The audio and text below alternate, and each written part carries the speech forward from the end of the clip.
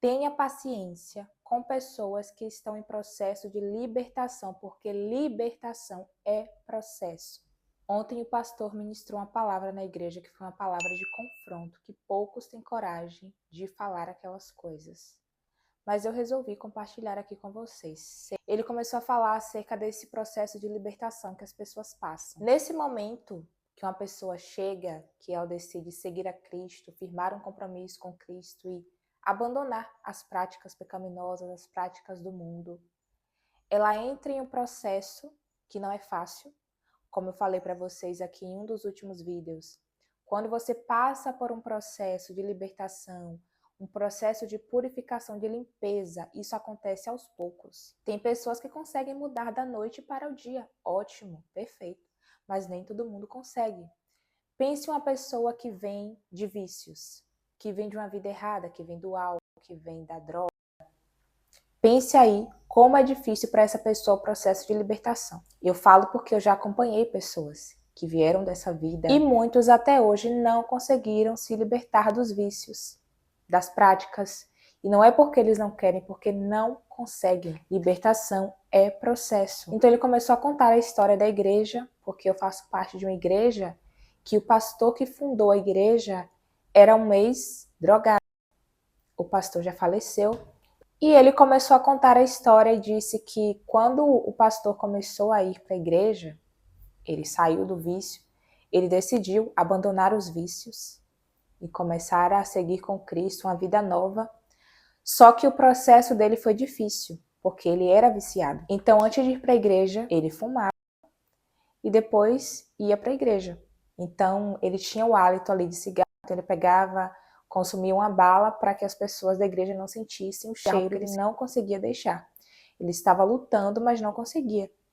Até que um dia ele chega para o pastor e diz assim, o pastor dele na época, né? Porque ele ainda estava começando a caminhada dele na fé. E ele disse assim, pastor, não vai dar certo eu ser crente. Eu não consigo deixar o vício. Eu não consigo deixar, não consigo parar de fumar. E aí, sabe o que o pastor disse para ele?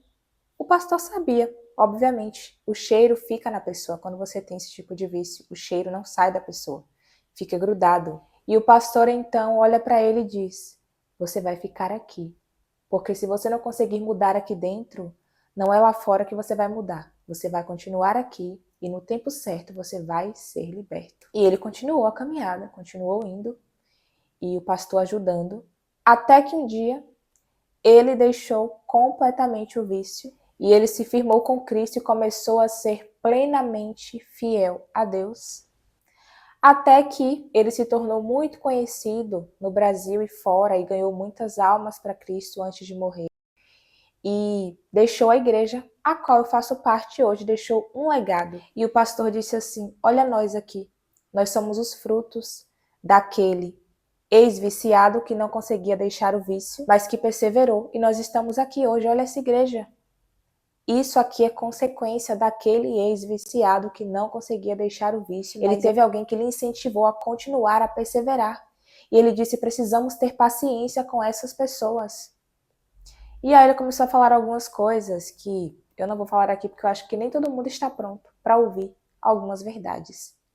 Então eu vou deixar só ali mesmo, tem uma irmã que congrega comigo, que me acompanha aqui, e que ela sabe do que eu estou falando, se ela ver esse vídeo e pode testificar. Então nós precisamos ser a igreja que abraça, e não a igreja que mata, que derruba.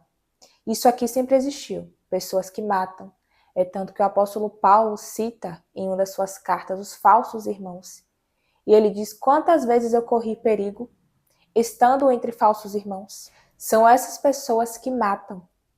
Então, quando eu vejo alguma pessoa que está se aproximando de Deus, até alguma pessoa conhecida, não é porque ela é conhecida que ela vai se libertar da noite para o dia, muito pelo contrário, mais difícil ainda é para quem está saindo desse mundão, que é uma pessoa que tem muito, uma pessoa que tem muito dinheiro, tem muita fama, vai ter que abdicar de tudo isso para seguir a Cristo. Não é fácil não, gente, porque o inimigo tenta você o tempo todo.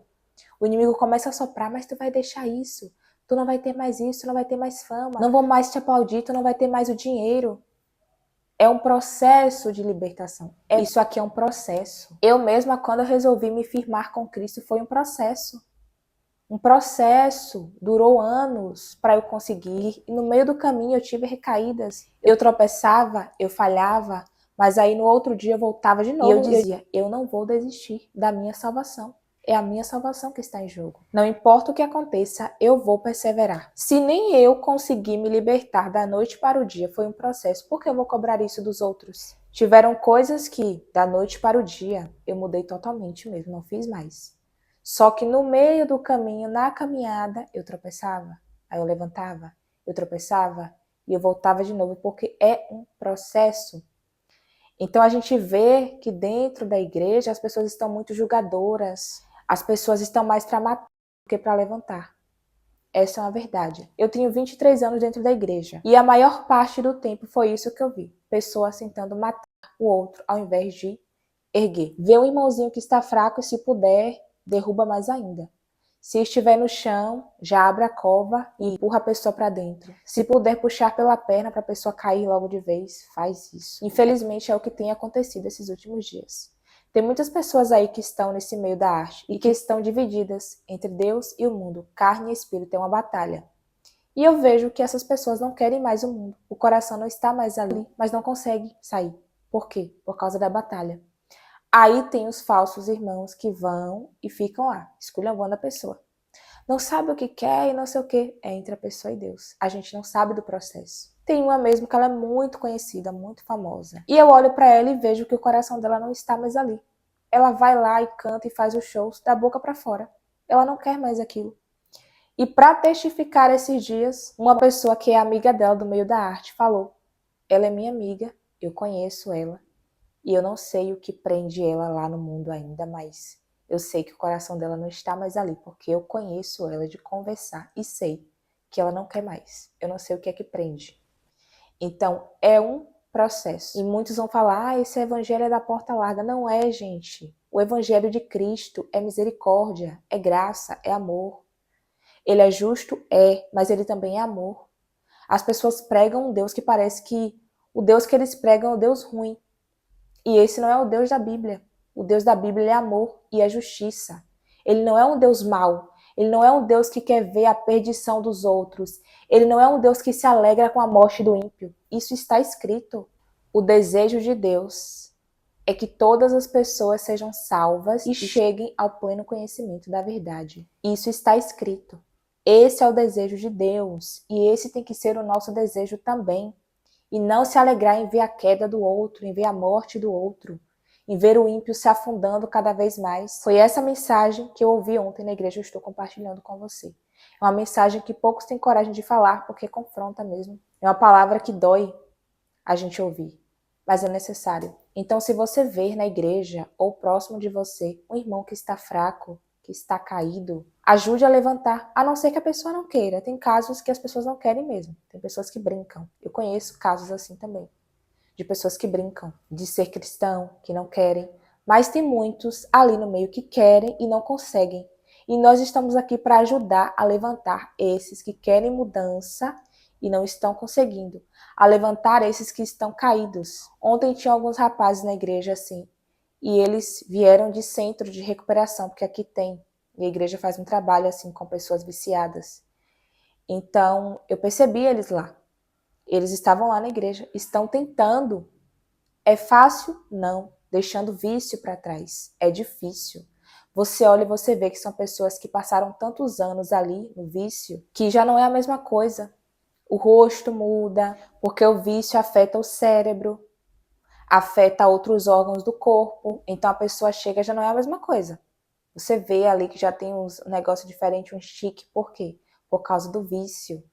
Aí alguém chega e olha e fala, vixe, misericórdia, deixa eu sentar até longe aqui.